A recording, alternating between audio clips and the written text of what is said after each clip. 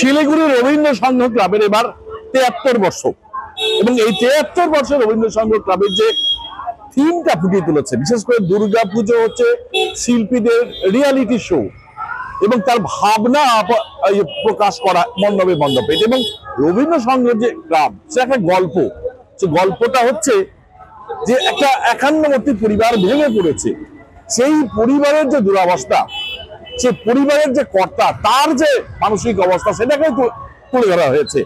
যে এটা একটা পরিবার, অমর চৌধুরী, অনিশ চৌধুরী, তার যে বাড়ি, এই তার বাড়ি, বাবা বৃদ্ধ হয়ে গেছে, এই বাড়ি ভেঙে সে প্রমোটারে তুলে দেওয়া হবে, বাবা রাজি হচ্ছে না।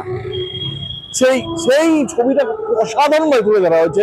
বুলডোজার রয়েছে, ছেলে সবসময় রেডি, বাবা অনুমতি দিলেই সেই বুলডোজার দিয়ে বাড়ি ভেঙে সেখানে বহুতল করে উঠবে। নিচতলায় বাবা থাকে, এখনো কলেজ তলা রয়েছে, উপরতলায় থাকে অনিশ। এই যে গল্প, বাবা ছেলের গল্প, পরিবারের বাবার যে অবস্থা বৃদ্ধ হয়ে গেলে, ঠিক একই রকম বৃদ্ধ এই যে পাড়ার মোড়ে ঠেলা লাড়া, সে বৃদ্ধ বোঝা বয়ে যায়। এই ছবিগুলো অসাধারণ ভাবে ফুটিয়ে তোলা হয়েছে।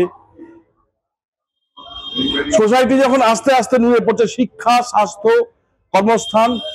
কর্মসংস্থান, বাসস্থান পুরোটাই যখন ভেঙে পড়ছে, সেখানে যে বাবার কর্তৃত্ব, বাবার ভূমিকা, ভেঙে পড়া বাবার যে চেহারা, সেই চেহারাটাকে একটা অসাধারণ ভাবে ফুটিয়ে তোলা হয়েছে রবীন্দ্র সংঘের এই মণ্ডপে। যেখানে প্রত্যেকটা ছবি, বাবাদের যে এক একটা রূপ থাকে, মাতৃপূজায় বাবার রূপ, সেই রূপগুলো প্রত্যেকটা ছত্রে ছত্রে ফুটিয়ে তোলা হয়েছে। পাশেই রয়েছে ছবির নানা কোলাজ, উঠে বইছে থেকে শুরু করে গবেষণা করছে। সেই ছবিটাই কিন্তু বাবার যে বিভিন্ন প্রতি মুহূর্তের যে পরিশ্রম, প্রতি মুহূর্তের যে যন্ত্রণা, প্রতি মুহূর্তের যে ব্যথা, সেই বাবাকেই কিন্তু অসাধারণ তুলে ধরা হয়েছে। এই দেখা বলছে দুর্গা এখানেও কিন্তু একটু অন্য রূপে রয়েছে। এই দুর্গার যে রূপ, সে রূপটাও কিন্তু বলা যায় একটু ভিন্ন ধরনের রয়েছে। এই দুর্গার পাশ দিয়ে এই যে ছবি রাখা হয়েছে, যে একান্নবর্তী পরিবারের ছবি, সেই ছবির কোলাজটাকেও খুব অসাধারণ করা হয়েছে।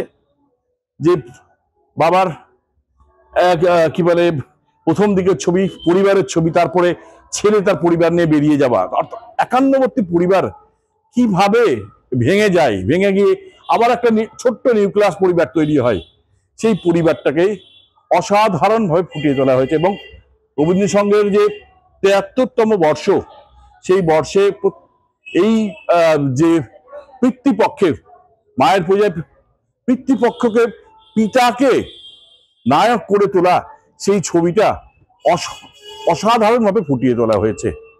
সনদ ঝা, এবিপি আনন্দ, শিলিগুড়ি।